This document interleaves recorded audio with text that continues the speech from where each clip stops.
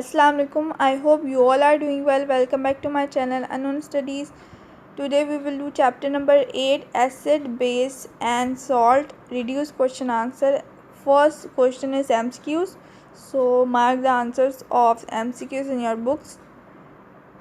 Part 1 answer is A. Part 1 answer is A. Part 2 answer is C. Part 3 answer is B. Part 4 answer is D.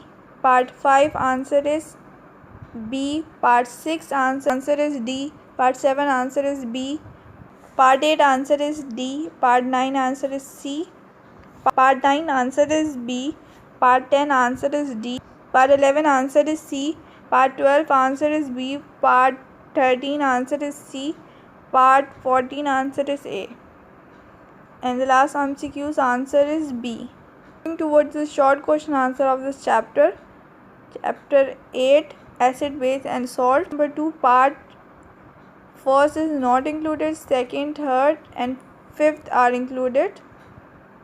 6, 7, 8, 9, 10, 11, 12 are included. Number 3, 4, 5, 6 are also included. 7, 8, 9, 10 are also included parts.